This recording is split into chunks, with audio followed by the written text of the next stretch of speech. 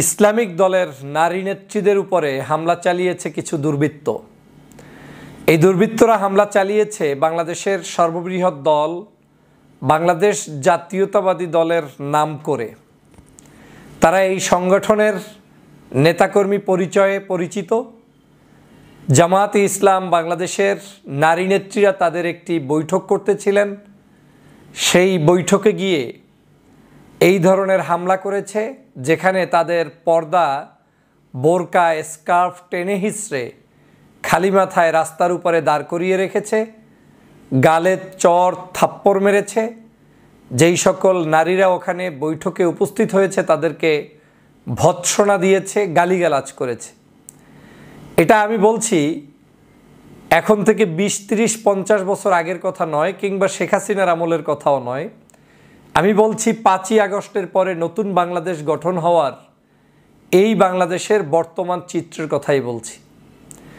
আমরা জুলাই বিপ্লব করেছিলাম যে বাংলাদেশের সকল শ্রেণী পেশার মানুষ, সকল রাজনৈতিক সংগঠনের নেতাকর্মী, সকল ধর্মমতের মানুষরা স্বাধীনভাবে তারা তাদের সকল কর্মকাণ্ড পরিচালনা করবে এই চিন্তার আলোকে।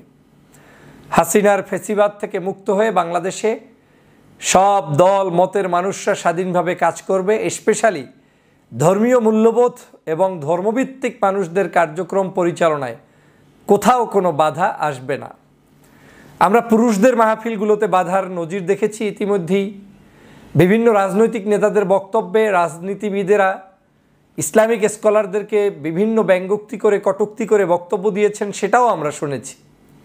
কিন্তু আমরা এটা শুনে অবাক হয়েছি যে নারীরা তাদের নিজেদের নেতাকর্মীদেরকে নিয়ে একটি বাসার ভিতরে বৈঠক করছেন, সেই বৈঠকের উপরে গিয়ে আপনি হামলা করবেন এবং সে হামলাটা বাংলাদেশের একটি রাজনৈতিক দলের নামে নেতাকর্মীরা করবেন, এটা আসলে মেনে নেওয়া যায় না।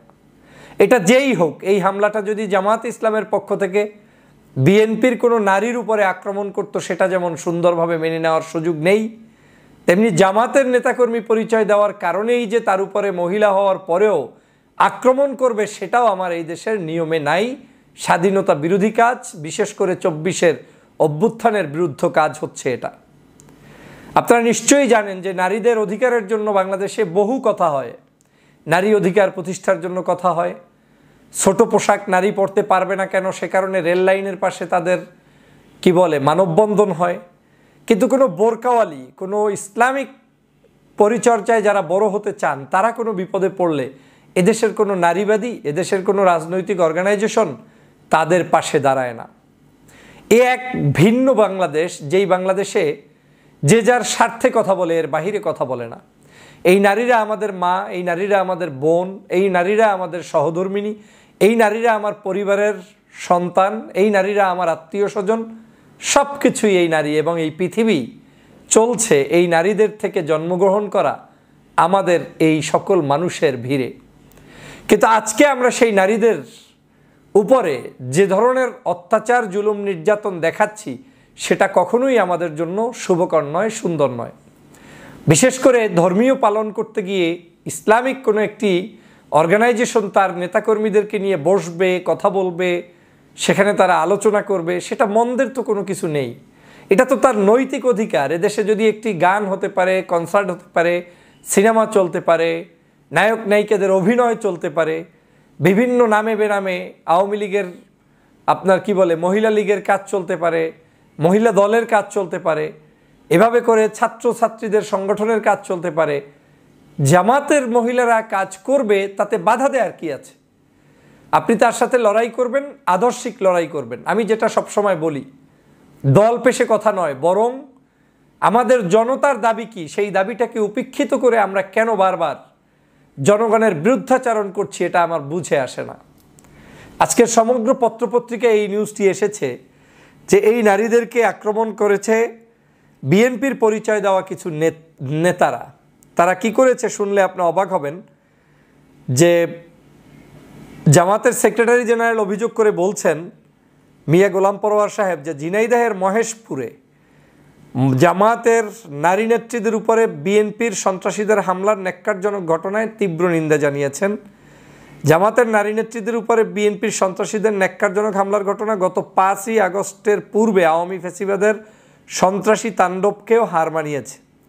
দেশবাসীর সবাই অবগতির জন্য তিনি উল্লেখ করেছেন যে রবিবার সকাল 10টার দিকে মহেশপুর উপজেলার বাঁশবাড়ি ইউনিয়নের কুল্লাপাড়া গ্রামের খায়রুল ইসলামের বাড়িতে স্থানীয় নারীদের নিয়ে বিশ্ব নারী দিবসের আলোচনা অনুষ্ঠিত হয়।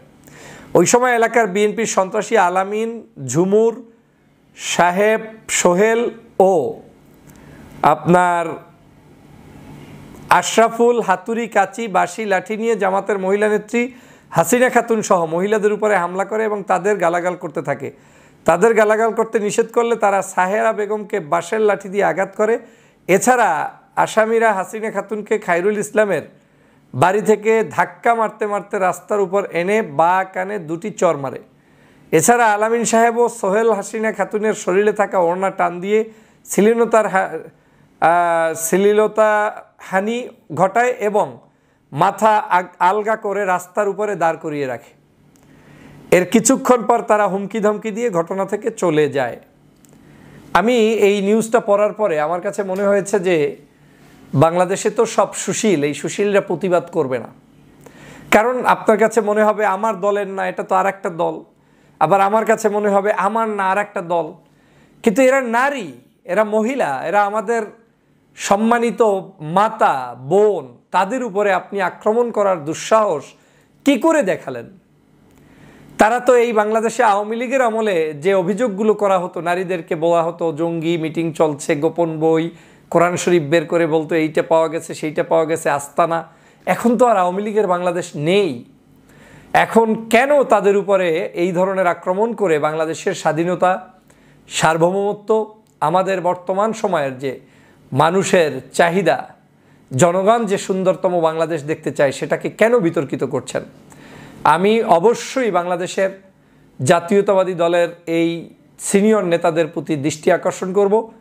এর দৃষ্টান্তমূলক শাস্তি জনগণের সামনে দ্রুত সময়ের মধ্যে প্রকাশ করুন। পাশাপাশি সরকারকে অনুরোধ করব, যারা এই ন্যাক্কারজনক কর্মকাণ্ডটি ঘটিয়েছে এবং সৌহার্দ্যপূর্ণ বাংলাদেশ গঠন করার জন্য যে পরিবেশ, সেটাকে যারা নস্যাৎ করছে, তাদেরকে আইনের আশ্রয় এনে দ্রুত বিচার করতে হবে এবং এমন বিচার করতে হবে যাতে করে তারা এই বাংলাদেশে আর কোনো নারী নেত্রীদের উপরে, দূরের কথা কোনো শিশু, নারী নেত্রী, দল, মত কারো উপরে আক্রমণ করতে না পারে। বিশেষ করে নারীদের উপরে কোনো আক্রমণের দুঃসাহস কেউ দেখাতে না পারে, সে ব্যাপারে সজাগ দৃষ্টি রাখার জন্য উদাত্ত আহ্বান জানাই। আমার কাছে এই নারীদেরকে ধর্মীয় কার্যক্রম করতে কিংবা সামাজিক যে কোনো কার্যক্রম করতে বাধা প্রদানকারী যে কোনো ব্যক্তিকে আমরা আইনের আশ্রয় আনব এবং সেটাই হোক আমাদের সকলের প্রতিজ্ঞা, আমাদের সকলের শপথ। কারণ আমরা এই সোনার বাংলাদেশকে আর কোনো ঝঞ্ঝালের বাংলাদেশে দেখতে চাই না। আমরা এই বাংলাদেশকে একটি সুন্দর, সুজলা, সুফলা, স্বাধীন বাংলাদেশ দেখতে চাই।